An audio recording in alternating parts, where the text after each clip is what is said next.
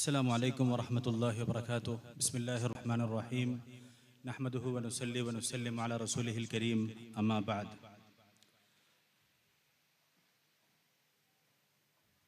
വേദിയിലും സദസ്സിലും ഹാജരായിരിക്കുന്ന ബഹുമാന്യരായ പണ്ഡിത ശ്രേഷ്ഠരെ, മുതഅല്ലിം സുഹൃത്തുക്കളെ, സഹോദരി സഹോദരങ്ങളെ, വളരെ മഹത്തായ സദസ്സിലാണ് നമ്മൾ സമ്മേളിച്ചിട്ടുള്ളത്. ഇവിടെ ആലിം കോഴ്സ് പൂർത്തിയാക്കിയവർക്ക് സനദ് വിതരണം ചെയ്യുന്ന മജ്ലിസാണ്. ഒരു മനുഷ്യന് കരസ്ഥമാക്കാൻ സാധിക്കുന്ന ഏറ്റവും നല്ലൊരു കരിയറാണ്, ഏറ്റവും നല്ലൊരു വഴിയാണ് ഇൽമ പഠിക്കുക എന്നുള്ളത്. ഇൽമ പഠിച്ചു കഴിഞ്ഞാൽ ലോകത്തെ ഏറ്റവും ശ്രേഷ്ഠമായ ഒരു വഴി, മാർഗം തിരഞ്ഞെടുക്കാൻ. എന്താണ് ഇൽമ പഠിക്കുകയും പഠിപ്പിക്കുകയും ചെയ്യുന്നതിന്റെ ലക്ഷ്യം എന്ന് പരിശുദ്ധ ഖുർആനിൽ വിവരിക്കുന്നത് കാണാം. കൂനു റബ്ബാനിയീന ബിമാ കുൻതും തുഅല്ലിമൂനൽ കിതാബ വബിമാ കുൻതും തദ്റുസൂൻ. അല്ലാഹുവിന്റെ ഗ്രന്ഥം പഠിപ്പിക്കുന്നതിലൂടെ നിങ്ങൾ അല്ലാഹുവിന്റെ ആളുകളായി മാറണം, റബ്ബാനികളായി മാറണം. അതിന് ഇമാമുകൾ നൽകിയിരിക്കുന്ന വിശദീകരണം അറിവുള്ള, അമലുള്ള, പക്വതയുള്ള വ്യക്തിത്വങ്ങളാകണം എന്നാണ്.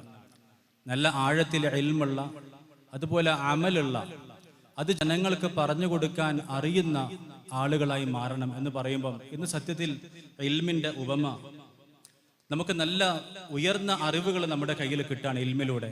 എന്നാൽ ജനങ്ങളുടെ ജീവിതവുമായിട്ട് അതിനെ കണക്ട് ചെയ്യാൻ സാധിക്കുന്നില്ല എന്ന വലിയൊരു പ്രശ്നം. ഇന്ന് ലോകത്ത് അറിയപ്പെടുന്ന ഒരു പ്രഭാഷകനാണ് മുഫ്തി മെങ്ക്. ഇംഗ്ലീഷിൽ നമ്മൾ നോക്കിക്കഴിഞ്ഞാൽ മുഫ്തി മെങ്ക്, ഇസ്മായിൽ മെങ്ക്. അദ്ദേഹത്തിന്റെ ഒരു അക്കാഡമിക് നിലവാരം നമ്മൾ പരിശോധിച്ചാൽ മുഫ്തി മെങ്ക് സഹീഹാക്കിയ ഹദീസാണിത്, അല്ലെങ്കിൽ ഈ ഹദീസിനെ മുഫ്തി മെങ്ക് ലഈഫാക്കി, അല്ലെങ്കിൽ ഇദ്ദേഹം ഇന്ന കാര്യം ജായിസ് ആണെന്ന് പറഞ്ഞു, അതുകൊണ്ട് ഇന്ന ഫിഖ് അക്കാഡമി സ്വീകരിച്ചു, ഇദ്ദേഹം ഇത് ജായിസ് അല്ലെന്ന് പറഞ്ഞതുകൊണ്ട് ഇന്ന ഫിഖ് അക്കാഡമി ആ പ്രമേയം തിരുത്തി എന്നൊന്നും പറയുന്നത് നമ്മൾ കേൾക്കാറില്ല. അദ്ദേഹം സഹീഹാക്കിയെന്നോ, അല്ലെങ്കിൽ അദ്ദേഹം ലഈഫാക്കിയെന്നോ, അല്ലെങ്കിൽ അദ്ദേഹം ഇത് ജായിസ് ആക്കിയത് കൊണ്ട് ഇങ്ങനൊരു പ്രമേയം പാസ്സാക്കി എന്ന് നമ്മൾ സാധാരണ കേൾക്കാറില്ല. കാരണം ഒരു ഹദീസ് സഹീഹാക്കുന്നത്, ലഈഫാക്കുന്നത് ഹദീസിൽ അവഗാഹമുള്ളവരാണ്. അതുപോലെ ഒരു ഹലാൽ ഹറാം തീരുമാനിക്കുന്നത് ഫത്വയിൽ വലിയ അവഗാഹമുള്ളവരും അതുമായി ബന്ധപ്പെട്ട അതോറിറ്റികളൊക്കെയാണ്. എന്നാൽ അതിലൊന്നും അവഗാഹമില്ലാതെ ഇദ്ദേഹം എങ്ങനെ ലക്ഷക്കണക്കിന് ആളുകളെ സ്വാധീനിക്കുന്ന വലിയൊരു പ്രഭാഷകനായി മാറി?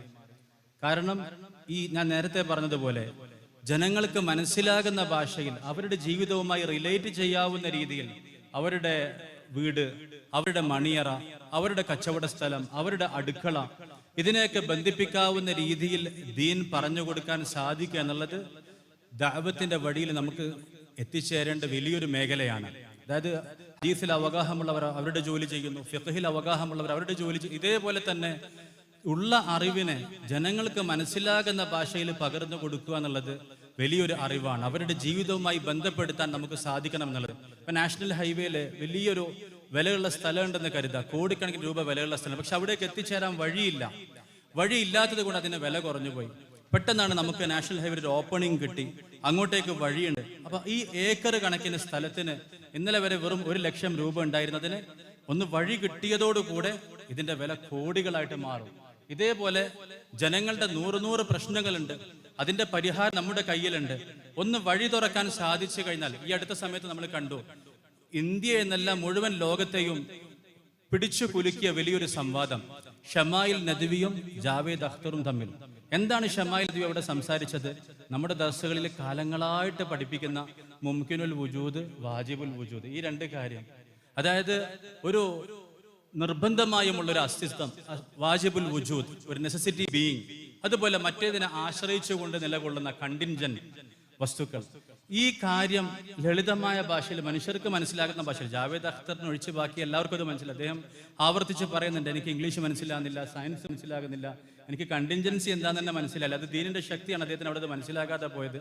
എന്താണെങ്കിലും ലോകത്തിന് മുഴുവൻ മനസ്സിലാകുന്ന ഭാഷയിൽ ഇവിടെ കാലങ്ങളായിട്ട് നമ്മൾ പഠിപ്പിക്കുന്നത്, ഇവിടെ ഏതൊരു കുട്ടിയും അത് വേണമെങ്കിൽ അറബിയിൽ പറഞ്ഞുതരും. ഏതൊരു വസ്തുവും നിലനിൽക്കാൻ മറ്റൊന്നിനെ ആശ്രയിക്കേണ്ടി വരും. അങ്ങനെ പുറകിലേക്ക് പോകും. ഒന്നുകിൽ അത് അൺലിമിറ്റഡ് ആയി പോകണം, അല്ലെങ്കിൽ ഒരു സ്ഥലത്ത് പോയി നിൽക്കുകയാണെങ്കിൽ അത് വാജിബുൽ വുജൂദാണ്. ഈ ആശയം അദ്ദേഹം ഇന്നത്തെ ഭാഷയിൽ, മോഡേൺ ഫിലോസഫിയുടെ ഭാഷയിൽ, ജനങ്ങൾക്ക് മനസ്സിലാകുന്ന ഭാഷയിൽ പറഞ്ഞു കൊടുത്തപ്പോൾ അത് ലോകം മുഴുവനും ഏറ്റെടുത്തു. ഇതാണ് ഇവിടെ പഠിക്കുന്ന അറിവുകൾ, ഹദീസ്, ഫിഖ്ഹ്, അതുപോലെ തന്നെ ദീൻ.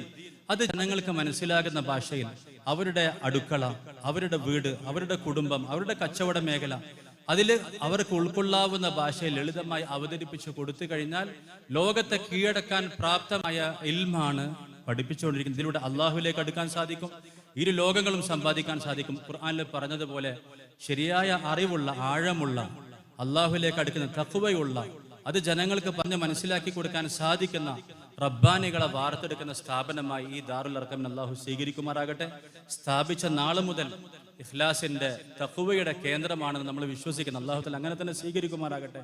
ത്യാഗത്തോടൊരു സ്ഥാപനം മുന്നോട്ട് പോകുമ്പോൾ ഉറപ്പായിട്ടും ഇഖ്ലാസ് ഉള്ളവർക്കാണ് അവിടെ പിടിച്ചു നിൽക്കാൻ സാധിക്കുക. അള്ളാഹു തആല ഈ ത്യാഗത്തിന് ഫലം നൽകുമാറാകട്ടെ.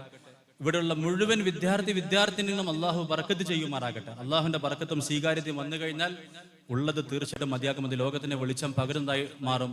അള്ളാഹു തആല സ്വീകരിക്കുമാറാകട്ടെ. ഇവിടെ ഈ ഒരു ക്ഷണിച്ചതിനും അവസരം തന്നതിനും മദ്രസയുടെ ഭാരവാഹികൾക്ക് അകമഴിഞ്ഞ നന്ദി അറിയിക്കുന്നു. ഈ വർഷം ഫാരിഗാകുന്നവരെ അള്ളാഹു പ്രത്യേകം സ്വീകരിക്കുമാറാകട്ടെ. അവരുടെ കുടുംബാദികൾക്ക് അള്ളാഹു ഇരു ലോകത്തും വിജയം പ്രദാനം ചെയ്യുമാറാകട്ടെ. ശുക്രൻ, ജസാക്കുമുല്ലാഹ് ഖൈറൻ. അസ്സലാമു അലൈക്കും വറഹ്മത്തുള്ളാഹി വബറകാതുഹു.